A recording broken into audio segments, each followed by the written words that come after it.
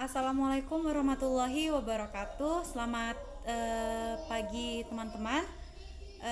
Nama saya Miranda Siombing, NIM D1B02173 dari Prodi Agribisnis Fakultas Pertanian Universitas Negeri Jambi. Hari ini saya akan membahas pendidikan di masa pandemi COVID-19 untuk menyelesaikan tugas ujian akhir semester kewarganegaraan saya dengan dosen pengampu Bapak Ardian Saputra SPMSI. Poin-poin yang akan kita bahas hari ini diantaranya adalah 1. Pendidikan yang kurang efektif karena berlakunya pembelajaran jarak jauh atau daring. 2. Kenaikan angka pernikahan di bawah umur serta putusnya sekolah anak-anak siswa-siswi sekolah. Yang ketiga, tindakan apa yang harus dibuat untuk memperbaiki keadaan pendidikan di masa ini. Yang keempat, pembelajaran tatap muka akan dimulai awal Juli dengan beberapa persyaratan. Keempat poin tadi kita akan bahas pada video ini. Yang pertama kita bahas adalah mengenai pendidikan di masa pandemi. Seperti yang kita tahu, mulai dari Maret tahun lalu, semua sekolah sudah menerapkan pembelajaran secara online. Bahkan ujian akhir sekolah untuk siswa kelas 6, 9, dan 12 dilakukan secara online di rumah. Pada awalnya, hampir semua siswa, tenaga pendidik dan kependidikan merasa susah beradaptasi dalam menerapkan proses pembelajaran daring ini. Terutama siswa-siswi SD yang sebelumnya belum pernah memegang gadget atau handphone. Sekarang dipaksakan untuk akrab dengan teknologi itu. Namun, tidak sedikit siswa yang bisa menerima itu karena mereka juga bisa menerima dengan cepat perkembangan teknologi itu. Tidak sedikit siswa yang mengalami penurunan nilai akibat pandemi ini. Karena ia belum bisa beradaptasi dengan proses pembelajaran seperti ini. Namun semakin lama, para siswa mulai bisa beradaptasi dan lebih nyaman belajar secara online. Banyak kelebihan dan kekurangan dari metode pembelajaran ini.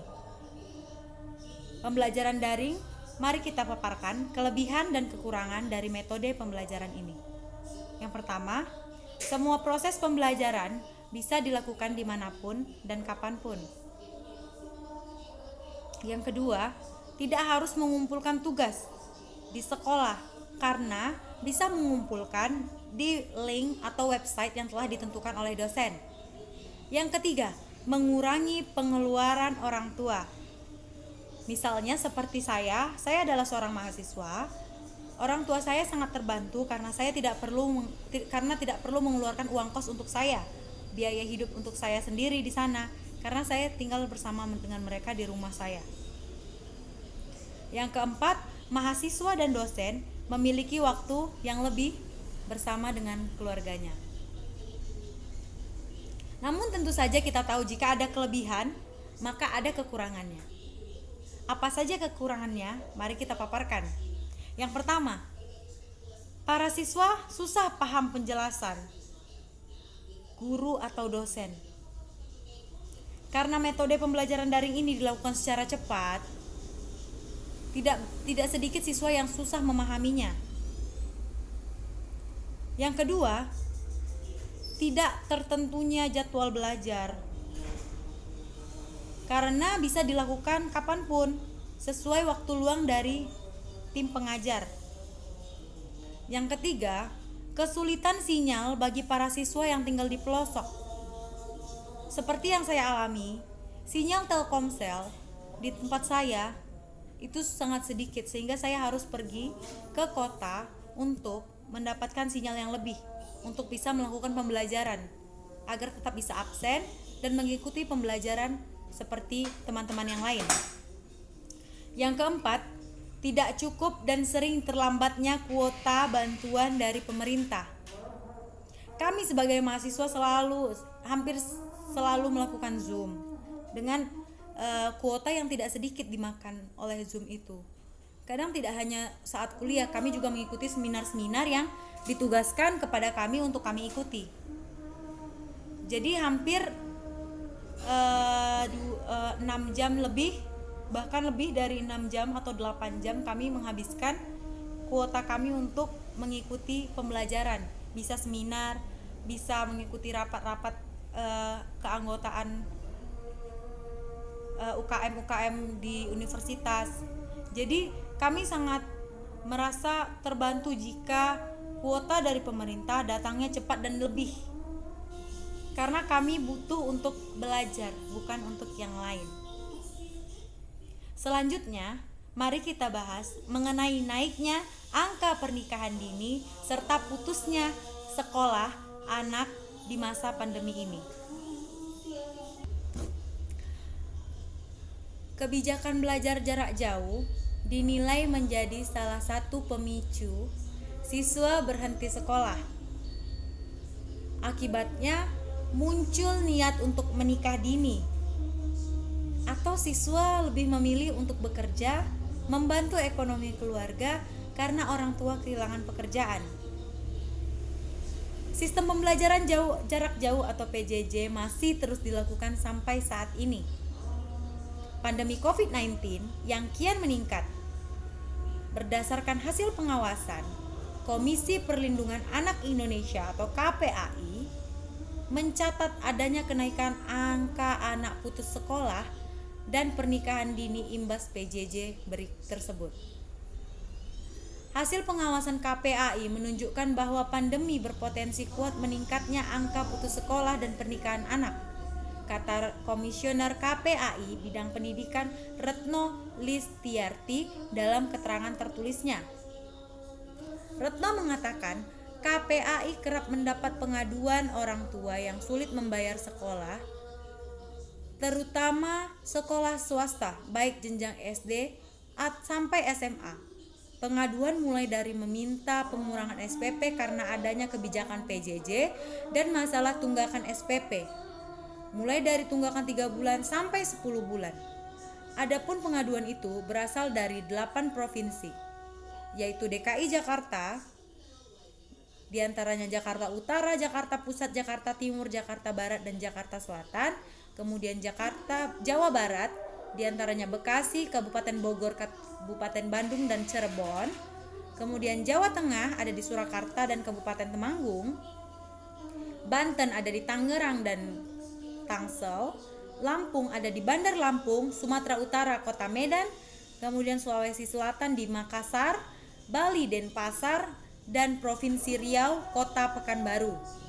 Pengaduan terbesar berasal dari DKI Jakarta 45,2%, Jawa Barat 22,58%, Banten 9,67%, Jawa Tengah 6,45%, Lampung 3,22%, Sumatera Utara 3,22%, Riau 3,22%, dan Bali 3,22%.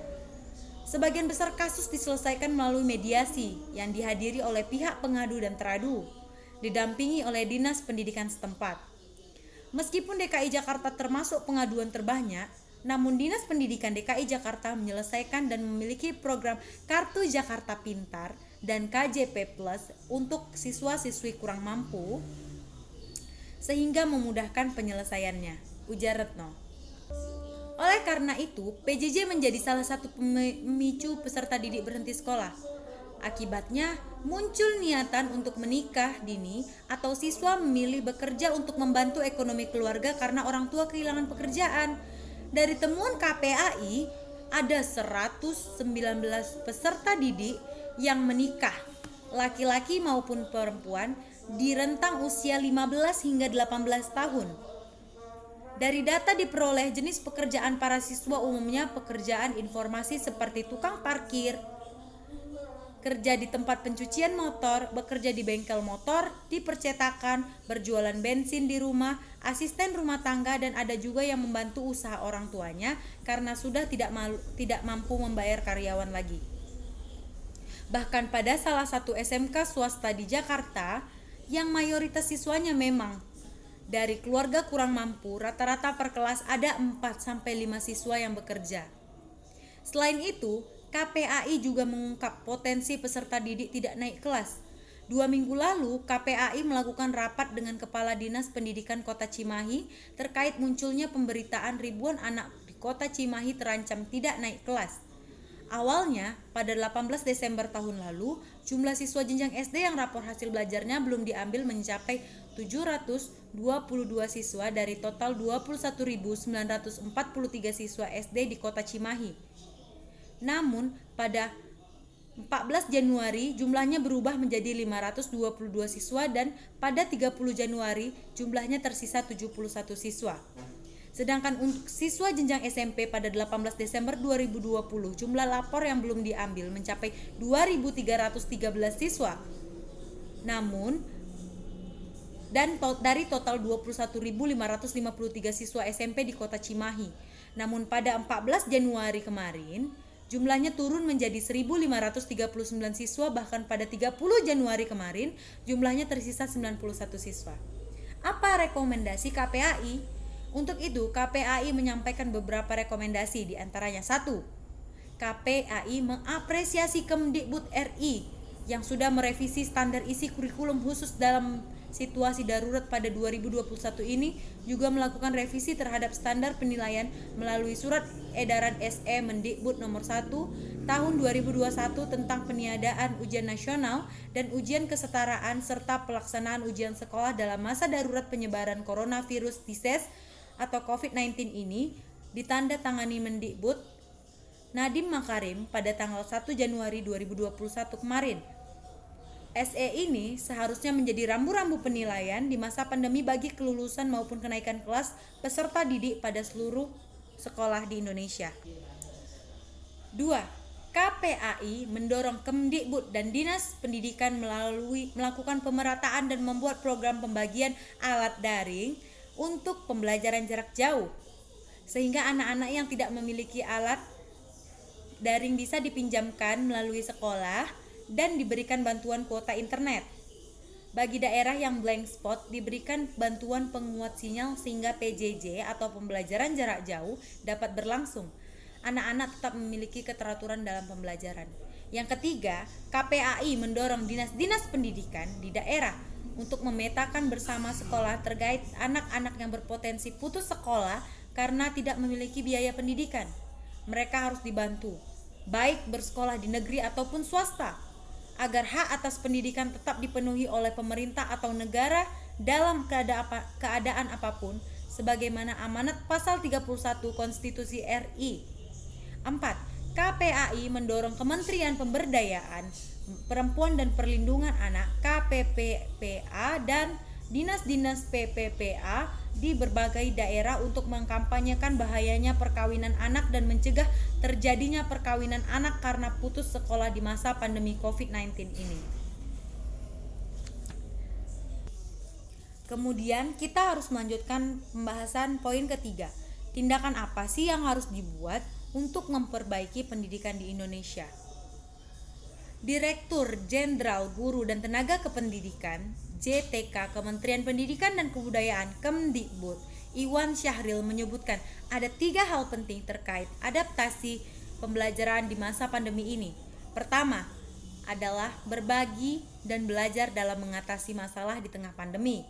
Kita juga harus berbagi, jadi dua kata ini, berbagi dan belajar, berkaitan erat, ujar Iwan.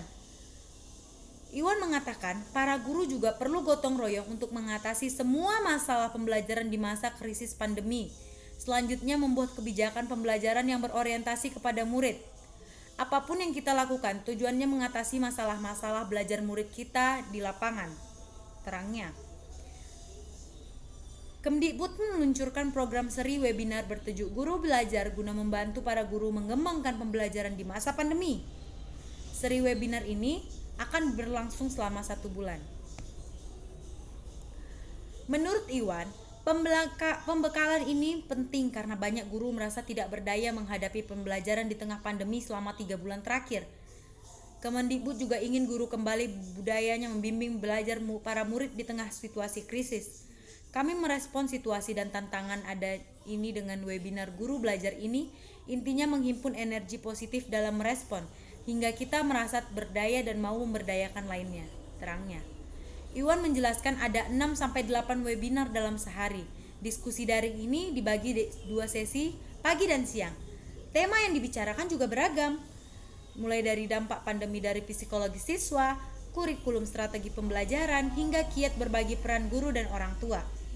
Seri diskusi berbasis web ini diperuntukkan bagi jenjang pendidikan anak usia dini atau PAUD, sekolah dasar, SMP dan SMA, serta sekolah luar biasa. Selain itu, sesi khusus untuk kepala sekolah, pengawas sekolah, dan orang tua. Sekretaris Dirjen GTK Nunuk Suryani menyebut ada 61.000 pendaftar dalam webinar seri ini. Selanjutnya, kita harus membahas poin terakhir kita, poin yang kita tunggu-tunggu, yaitu pembelajaran tatap muka akan diadakan awal Juli dengan beberapa ketentuan. Jadi, Senin kemarin, Presiden Joko Widodo melakukan rapat dengan Menteri Kesehatan Budi Gunadi Sadikin.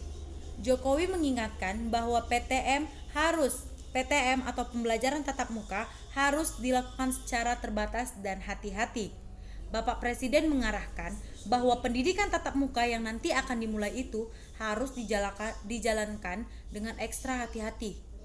Tatap mukanya dilakukan tatap muka terbatas, ujar Budi Gunardi usai menghadiri rapat terbatas bersama Presiden Jokowi di Istana Negara Senin 7 Juni 2021. Budi menjelaskan, PTM atau pembelajaran tatap muka terbatas mewajibkan sekolah hanya memperbolehkan maksimal 25% siswa yang masuk. Kemudian, pembelajaran tatap muka tidak boleh dilakukan lebih dari 2 hari dalam sepekan.